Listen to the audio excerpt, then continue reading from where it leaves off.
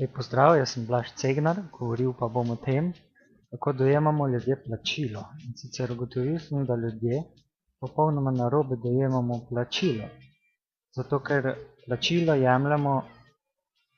dojemamo na ta način, da mi vzamemo papir, ki mu rečemo denar, ga damo nekomu drugemu in potem to dojemamo kot plačilo. Se pravi, da smo nekaj plačali. Ampak, če pogledamo realnost, kaj smo v resnici naredili? Samo dali smo nekomu papir.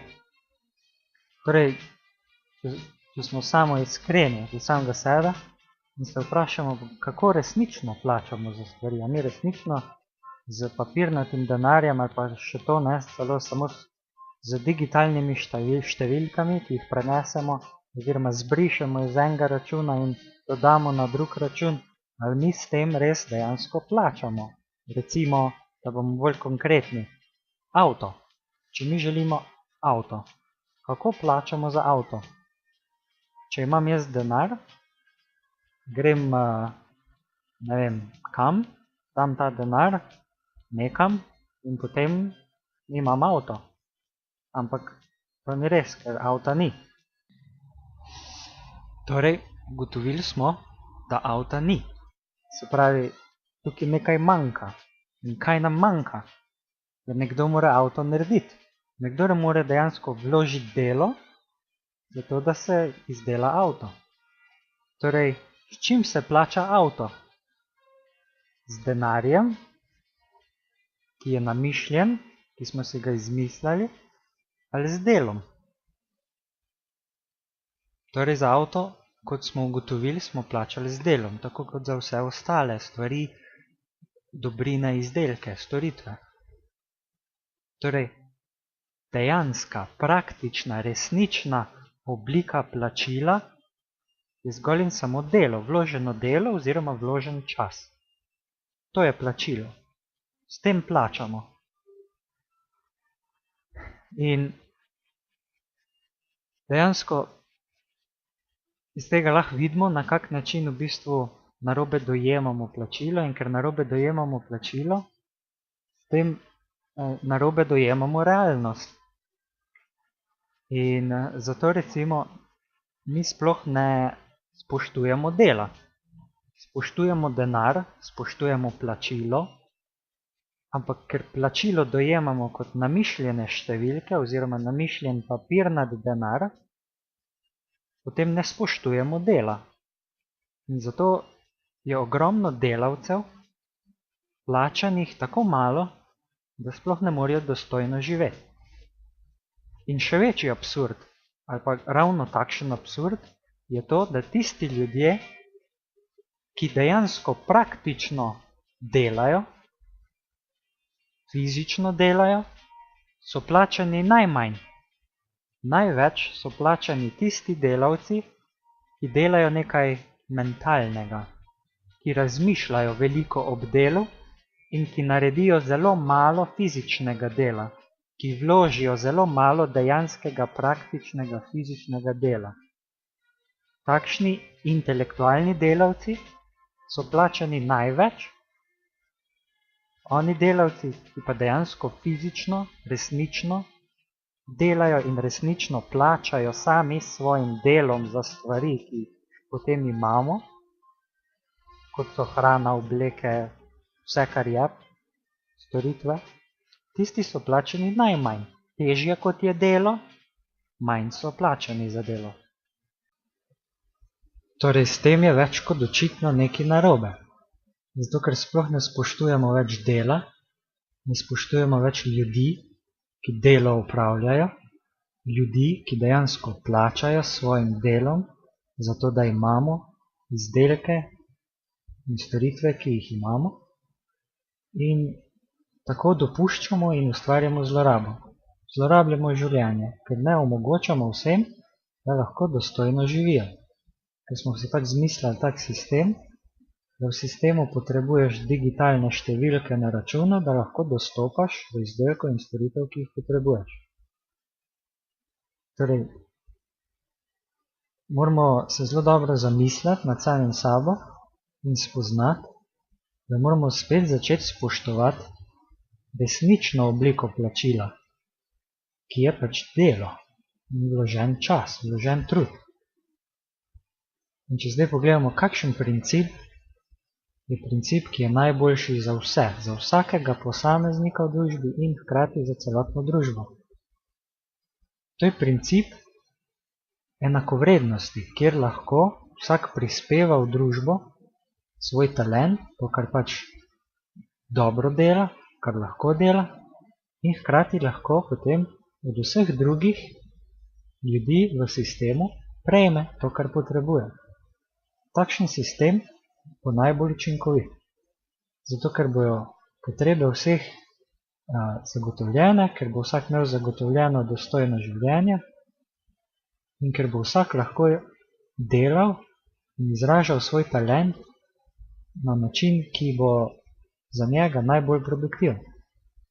Torej, ne bo nam treba delati nujno nekaj, kar je samo zato, da pač lahko dobimo denar, ampak bomo delali to, kar nas veseli in to, kar je treba delati.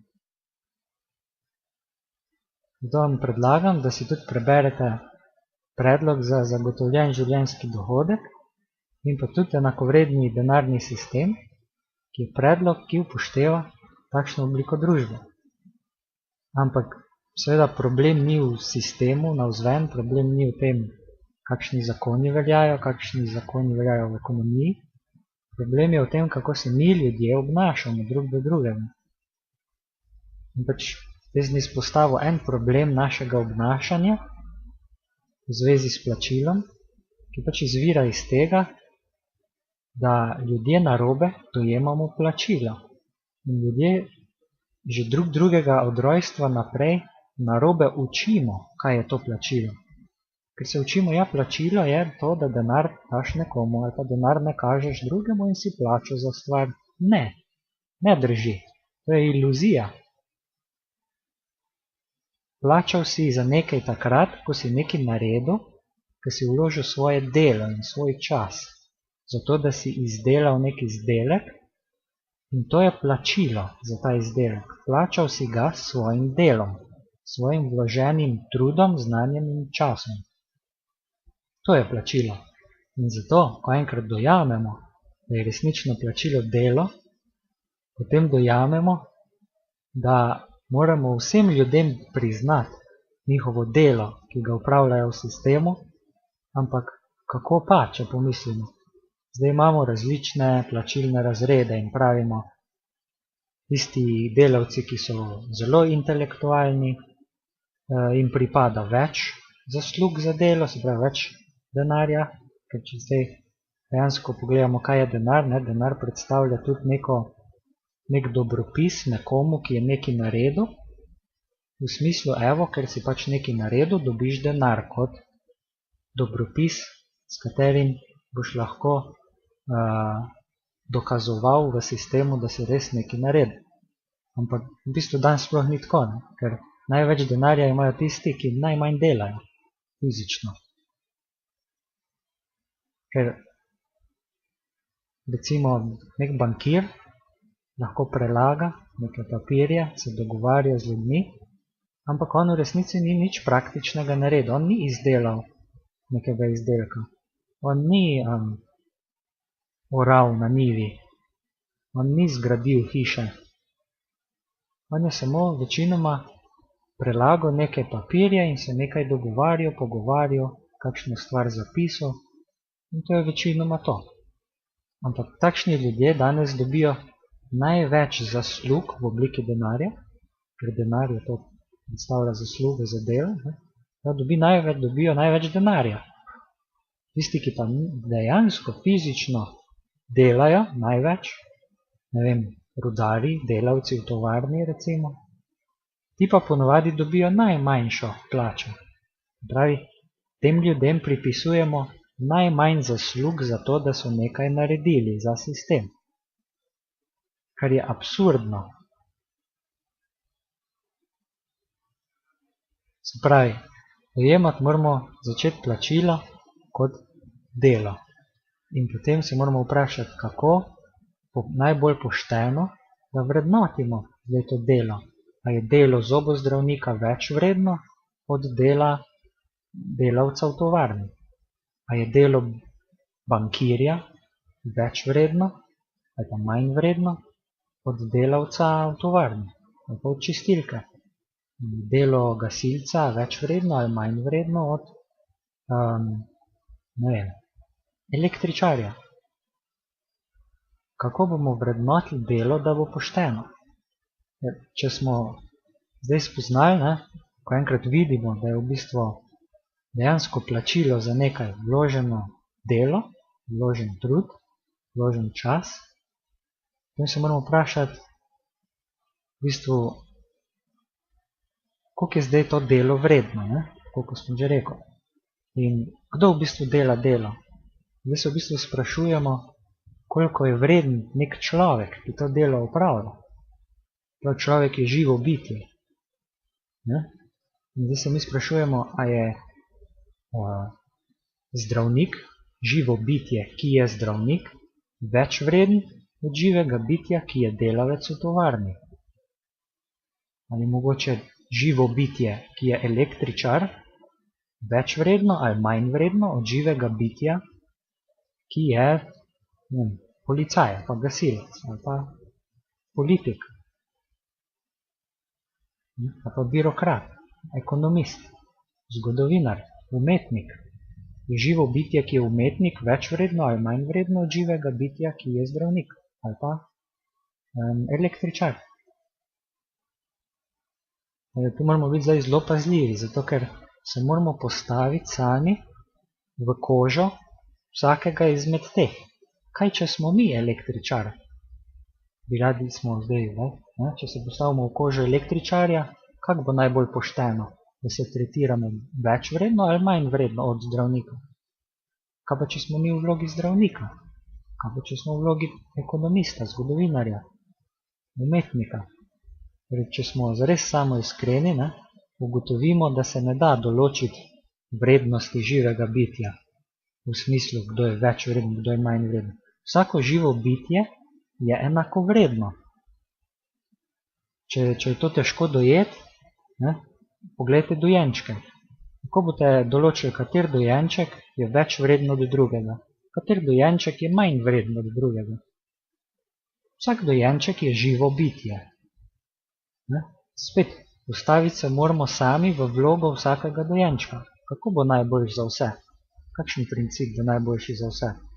Je takšen, da vsako živo bitje obravnavamo in tretiramo enakovredno, tako kot bi želeli sami biti tretirani na mestu vsakega živega bitja. In potem ugotovimo, ja, pa res. Torej, vsa živa bitja smo enakovredna in torej, če prijemo nazaj k bistvu, kako bomo tretirali ljudi, kateri poklic, katero delo, katero živo bitje, katero delo je več vredno ali manj vredno. Pa imamo zdravnike, električarje.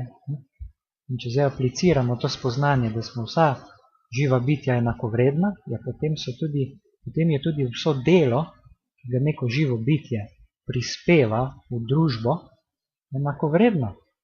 Zato, ker je potrebno. Pa tudi če ni najbolj potrebno. Ker recimo, mi lahko delo razvrščamo predvsem po potrebi, po nujnosti dela. Edina razlika dejansko, ki jo lahko pripišemo različnim vrstam dela, je nujnost. Nujno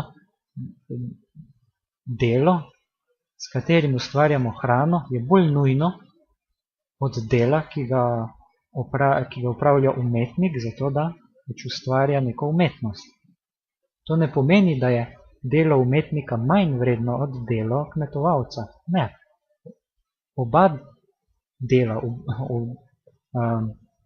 Oba dela sta enakovredna. Ampak delo kmeta je bolj nujno, zato ker najprej nujno potrebujemo hrano, da lahko dostojno živimo. Šele potem potrebujemo tudi umetnike, da kaj zanimivega ustvarja. In tako moramo gledati na delo in na plačilo. In ko to dojamemo, lahko začnemo to aplicirati tudi v sistemu. Ker kakšen je idealen sistem? Idealen sistem je takšen, kjer vsi prejmejo enako plačilo za dostojno življenje. Vsi lahko prejmejo, če zdaj banaliziramo problem, recimo, vsi, ki karkoli prispevajo v sistem, dobijo plačilo 3000 evrov. Samo zato, ker pač prispevajo svojim talentom, svojim vloženim delom 8 ur na dan v sistem, zato da se sistem vzdržuje in zato da vsi lahko iz njega tudi prejemajo enakovredno, kot so v njega dajali. Takšen sistem je idealen. Zakaj bi moral biti zdravnik več plačan od električarja? Ljudje bojo rekli, ja, zato ker je njegovo delo težje, ker je dalj časa hodil v šolo, ker je psihološko bolj naporno delo. Ja, mogoče res, ampak zdravnik, če smo sami iskreni, se je sam odločil, da želi biti zdravnik. Tako kot se je električar sam odločil, da želi biti električar, ker ga to veseli, ker ga to zanima, ker to dela z veseljem, ker želi to delati. Torej, ta argument, da bi moral biti zdravnik plačan več kot električar, samo zato, ker je delo zdravnika bolj naporno nekomu, ki to ocenjuje, ni dober, je neutemeljen, je sebičen, zelo sebičen. Zato, ker zdravnik naj dela 8 ur na dan in tudi električar lahko dela 8 ur na dan. To pomeni, da je vložil 8 ur svojega dela, svojega napora, v to, da prispeva v družbo to, kar družba potrebuje. Zato, da imamo vsi zagotovljeno dostojno življenje. Enako je električar prispeval 8 ur svojega dela, svojega napora, zato, da se v sistemu vzdržuje, zato, da vsak v sistemu prejme to, kar potrebuje, da lahko dostojno živi. Zato sta oba enakovredna, ker kot smo ugotovili, vsako živo bitje je enakovredno. Zato je tudi vsako delo katerega koli živega bitja, ki kaj prispeva v sistem, enakovredno. In tako je tudi z umetnikom. Tudi 8 ur dela, ki ga opravi umetnik, je enakovredno delo zdravniku. Ampak ni nujno. Po nujnosti se dela razlikujejo. Torej, kot smo ugotovili, delo kmetovalca ali pa zdravnika je bolj nujno kot delo umetnika. Se pravi, takšna dela je potrebno prej opraviti kot druga. Ampak to še ne pomeni, da mora biti zdravnik več plačan kot umetnik. Zakaj? Vsak naj dela to, kar najbolj zna, to, kar ga najbolj veseli. Ljudi je ogromno, vsak se najde v nečem, kar ga zanima in ni nobene bojazni, da ne bi bilo dosti zdravnikov ali pa kmetovalcev ali pa česarkoli. To je iluzija. To govorijo ljudje, ki govorijo nekaj na pamet. Ok, cool. Hvala lepa in se vidimo v naslednjem videu.